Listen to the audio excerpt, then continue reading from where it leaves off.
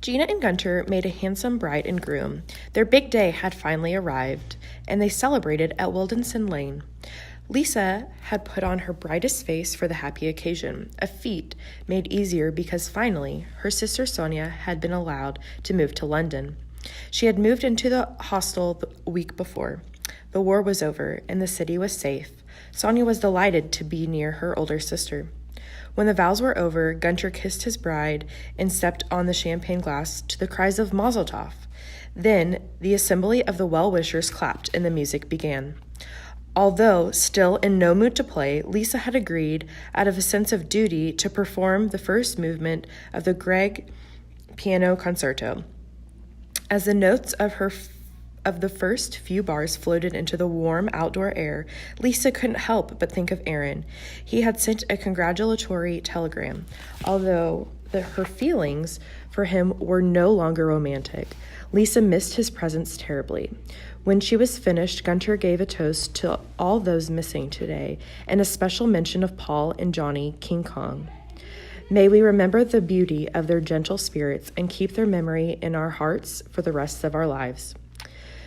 Feeling the pall that had been cast by Gunter's words and not wanting the wedding day to turn somber, Miss Glasser hurried to bring out the cake. After the couple did a ceremonial cutting of the first piece, Gunter announced formally that they had all assumed that he and Gina would be heading for New York as soon as his mother joined them. Lisa hugged her friends warmly and was gripped by the sadness of another goodbye. Children were arriving at the hostel from displaced persons camps of Europe. When they had been brought from the hell of Bergen-Belsen, Auschwitz, Dachau, and again there was a premium on space at Wildenson Lane. Under the Kinder of 1939, these children had gaunt eyes and had seen things not even an adult could bear. Miss Conan had agreed to stay on. She had found a calling in the difficult but rewarding job of matron. The old Kinder were moving out to make room for younger children, and Lisa was among them. She was now 21 years old, and although it was hard for her to grasp, she had been in England for 6 years. Many of them in this room she was now leaving. It had been decided that Lisa would move to Miss Canfield's.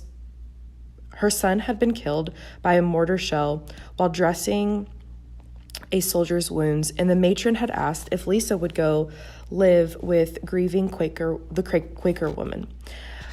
Remembering her generosity during the bombing of the hostel, Lisa was only too glad to repay the debt of kindness. Sonia, now 18, would take over Lisa's bunk. Her sister wouldn't be under the same roof, but would be right around the corner.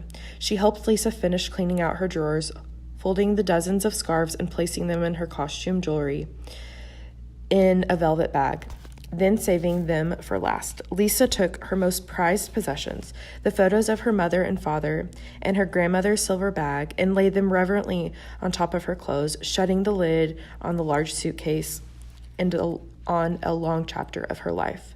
Lisa left 243 Wilson Lane with her suitcases and walked slowly down the road to Miss Canfield's. The woman in the black embraced her warmly when she arrived on the doorstep. This house has been too quiet for too long. It has missed thee. As she has done before, Lisa unpacked her things in the son's room. His picture on the dresser now had a black ribbon tied around it. 1 week after Lisa's departure, Miss Cohen received a call that had brightened her spirits immensely. In the midst of the sea of disaster engulfing the community became a ripple of good news that she knew would be a tidal wave for two of her dear ones. She hung up the phone, ran out the door, and went bustling down the block. She was out of breath when she made it to Rifle Road. Lisa, you must call Mr. Hartsey at once." What is it?" Lisa cried. "You must call Mr. Hartsey at once," she repeated, picking up Miss Canfield's telephone and dialing it for her. 5 long days later, Lisa and Sonia were picked up by Mr. Harding's waiting car and taken to Liverpool Station to meet the 2:22 train. Lisa and Sonia waited an eternity for the train to stop. When the doors opened, a group of weary refugees appeared, their faces gaunt and haggard. Lisa watched as they descended into the platform and came forward. She strained to see the approaching line of ragged people in heavy old-world coats. She began to tremble, imagining she was seeing her ghostly neighbors from Freysenbuesch. The more Lisa strained to see, the more she trembled, and Sonia had put her arms around Lisa's shoulders to hold her up. After another eternity, they saw an outstretched hand waving in their direction, and a familiar voice shouting from down the quay. "Lisa, Lisa! Sonia, Sonia!" Sonia pushed Lisa forward, and from the inside the mass, the crowd became thin. A handsome woman running as fast as she could. It was Rosie. It was Rosie at last. The three sisters flew into an embrace. They called out one another's names, Rosie, Sonia, Lisa, over and over again. When Lisa could finally pry her eyes off her sister, she looked up at Leo, who was waiting patiently for his return to embrace them. She grabbed him around the waist and almost tripped on a 4-year-old girl looking up at her in wonder. Lisa gasped. "This is our little Esther," Rosie announced. "Isn't she beautiful?" Then turning to her little sister, to the little girl, said, "Esther, these are your aunties, Lisa and Sonia." Lisa's eyes were so filled with tears she could barely see. Sonia knelt down and gave the little girl a kiss. They went to the same restaurant in the station where Lisa had been taken with Sonia so long ago. The intervening years of war had removed the white tablecloths, and the elegant teapots had long ago been melted down for airplane parts. It was now a dingy cafeteria, but no one seemed to mind. Leo was anxious to tell the sisters about how he and Rosie had survived the last few years. Out spilled the story of their escape from Vienna as drunken tourists, the trip to freedom in Paris, then Paris following to Hitler, then running and running some more. "We were always running," Rosie explained. "Except when we were rounded up in a holding camp outside of Lyon," Leo interjected. "Leo always had or found a way to escape," Rosie said proudly. "It wasn't just me. There were other people who did it, who hid us, until I had the baby." Lisa and Sonia were looking with such love and admiration at their older sister that they were speechless. "Then what happened?" Lisa begged. "When Rosie was 9 months pregnant, no one would take us in anymore.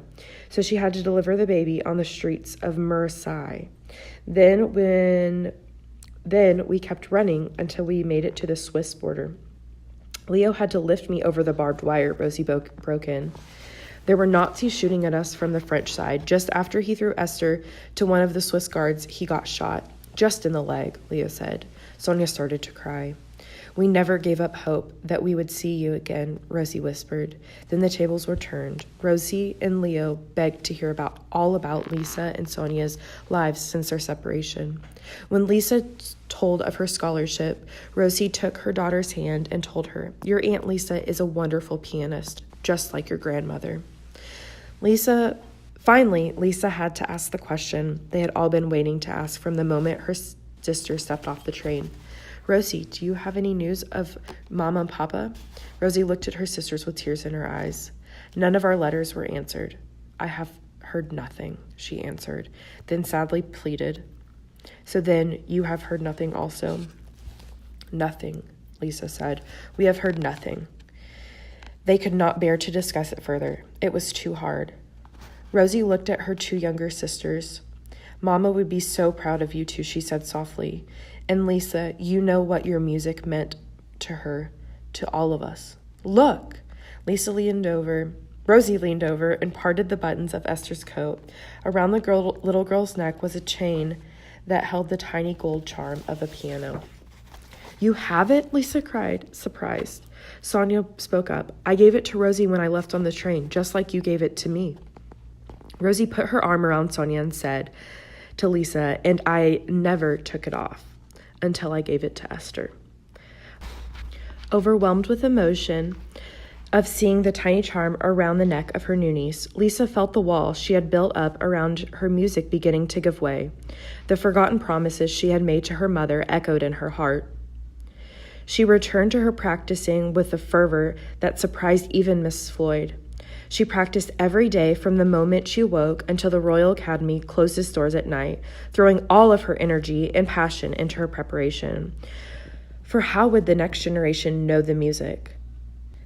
The music Malka so loved if Lisa didn't honor her promise.